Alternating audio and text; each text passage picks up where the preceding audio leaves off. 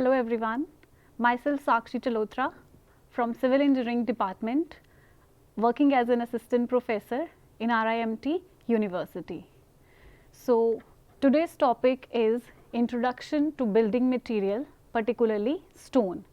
We have used many building materials in our construction industry, one of which is stone. Let's see the basic introduction about this building material. All the building structures are composed of different materials. These materials are either called building materials or materials of construction. It is very essential for a builder, maybe an architecture or engineer or contractor, to become conversant thoroughly with these building materials. The knowledge of these different types of material, their properties and uses for different purposes, provides an important tool in the hands of the builders in achieving economy in the material cost. The material cost in a building ranges 30 to 50% cost of total cost construction. In addition to the material economy, the correct use of material results in better structural strength, functional efficiency and aesthetic appearance. Next, we will be discussing about the uses of stone. First point, structure. Stones are used for foundations, walls, columns, lintels, arches, roofs, floors and also for DPC, which is damp proof courses. Face works. Stones are adopted to give massive appearance to the structures. Wall are of bricks and facing is done in the stones of desired shades. This is what is known as composite masonry. Paving stones. They are used for covering the floor of buildings of various types such as residential, commercial, industrial, etc. They are also adopted to form pavings of the roads, footpaths, etc. Basic material. Stones are disintegrated and converted to form a basic material for cement concrete, calcareous cements, artificial stones, hollow blocks, etc. Quality of a good building stone. If we have to use stone in our construction industry, what are those qualities that we will be looking in a good building stone? Appearance. For the facework of the buildings, this property is of extreme importance. From the architectural point of view, color of the stone should be such as to go well with the surroundings. Lighter shades should be preferred to the darker ones, as the latter are less durable. Red and the brown shades of the sedimentary rocks are due to the presence of oxides of iron, in which, if it is present in excess, is liable to disfigure the stone with rust stains and to disintegrate it. Stones should be of uniform color and free from clay holes or spots of any color. Texture. Fine grained stones with homogeneous distribution look very attractive and hence are used for carvings. Such stones are usually strong and durable. General structure. Stone should not give dull appearance. It should show uniformity in texture. It must be either crystalline in structure, which is homogeneous and close grained. It should be free from cavities, cracks or patches of soft or loose material. For ornamental carvings, it should be fine grained. Stratification, which found in sedimentary rocks, should not be visible to naked eye except by difference in color. These can be easily split along their planes of stratification known as planes of cleavage and are therefore useful for use in pavings, floorings and roofs. Heaviness. Heavier varieties of stones are more compact, less porous and have greater specific gravities. For constructions in water like weirs, barrages, dams, docks, harbors and for retaining walls, the heavier varieties of stones are to be preferred. for construction of domes and roof coverings and similar other uses, the lighter varieties have to be used. Strength. In usual constructions, the stones used are generally quite strong to withstand the forces likely to be encountered, yet in case of construction where unusually bigger forces are likely to come, the stone to be used should be tested for its strength. Stones of igneous class are generally stronger than those of sedimentary class.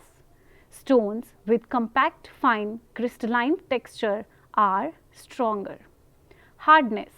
It is the resistance of stone to abrasive forces caused by much wear and friction, as in floors, pavements and aprons of bridges and weirs in rivers.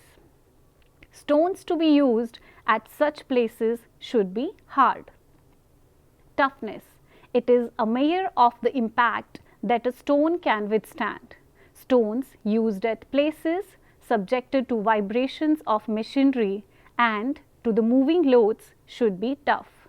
Stones used in construction of roads should be hard and tough. Ease of working.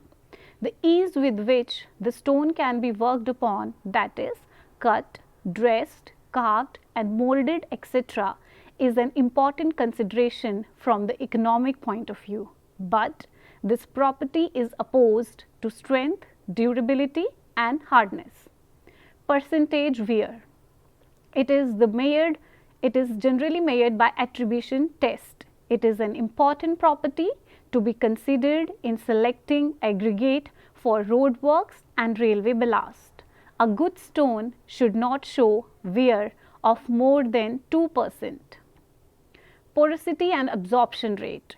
More porous building stones are unsuitable for use in construction, especially for exposed surfaces of structures.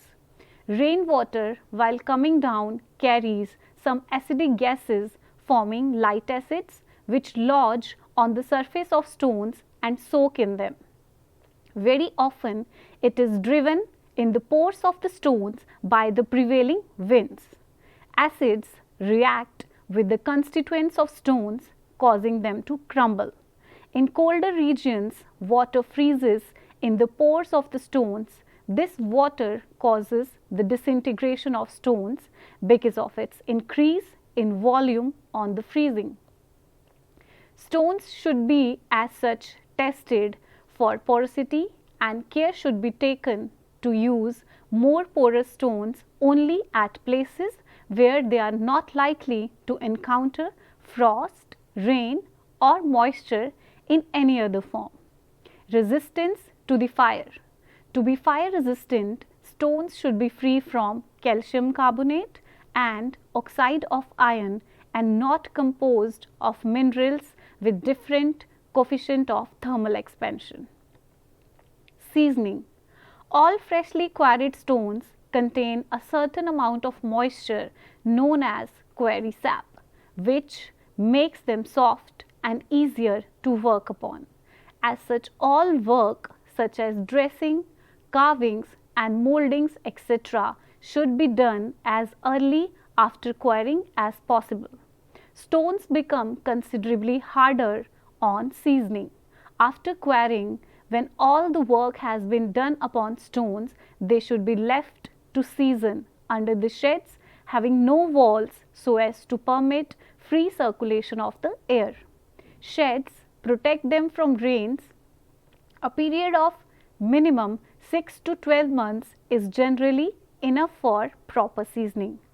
Dressed faces should not be disturbed after seasoning, as the crystalline film left by the quarry sap on evaporation feathers much better than the actual face of stone left after the removal of that film.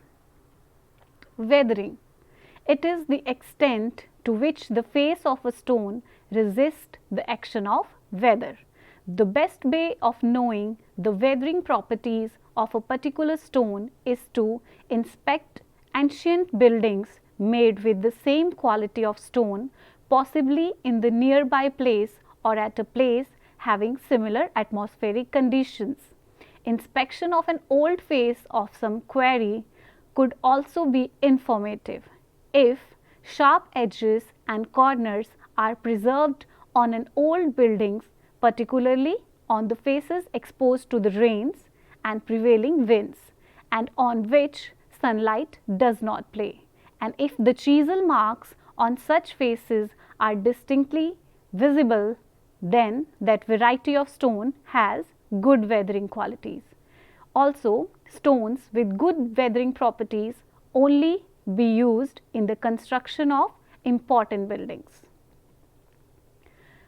Deterioration of building stones.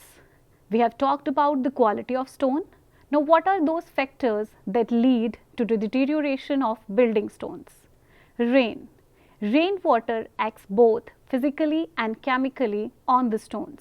The physical action is due to the erosive and transportation powers, and the latter due to the decomposition, oxidation and hydration of minerals present in the stones. Physical action.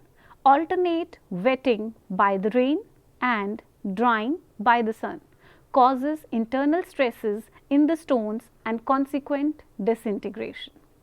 Chemical action. In industrial areas, the acidic rainwater reacts with the constituents of the stone, leading to its deterioration. Frost. In cold places, frost pierces the pores of the stones where it freezes, expands and creates cracks. Wind. Since wind carries dust particles, the abrasion caused by these deteriorates the stone. Temperature changes. Expansion and contraction due to frequent temperature changes cause the stone to deteriorate, especially if a rock is composed of several minerals with different coefficients of linear expansion. Vegetable growth. Roots of the trees and weeds that grow in the masonry joints keep the stones damp and also secrete organic and acidic matters which cause the stones to deteriorate. Dust particles of organic or inorganic origin may also settle on the surface and penetrate into the pores of the stone.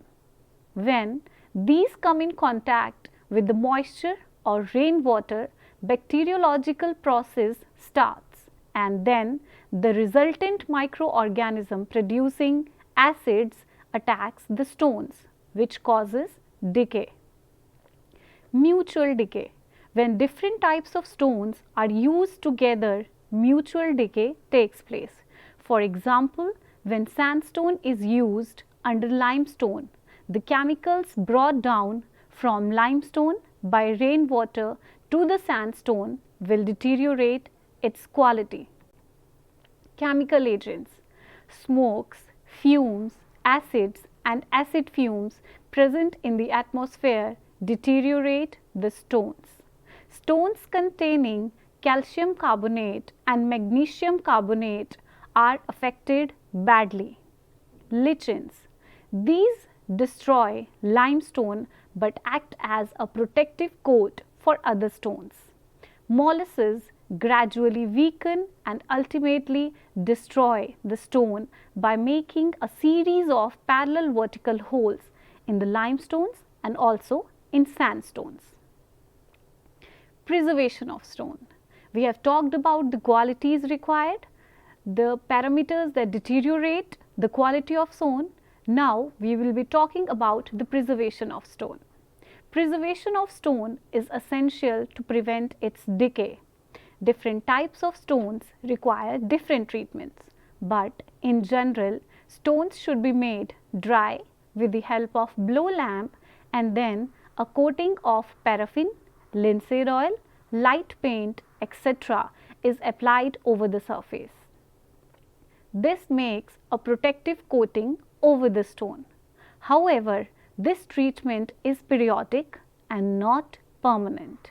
When the treatment is done with the linseed oil, it is boiled and applied in the 3 coats over the stone.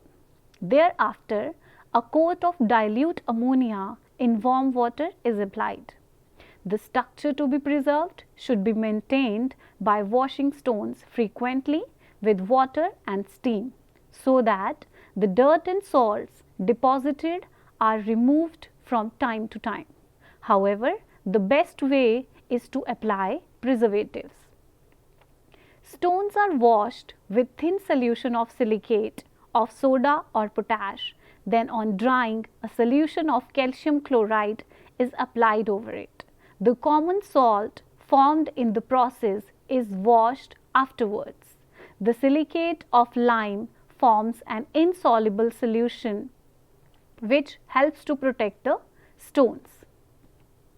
Durability of stones.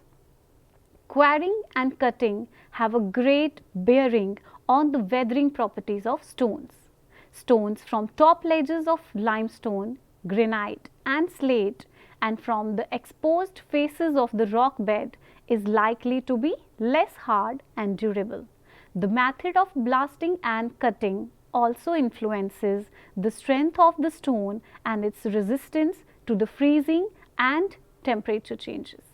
A porous stone is less durable than a dense stone, since the former is less resistant to freezing.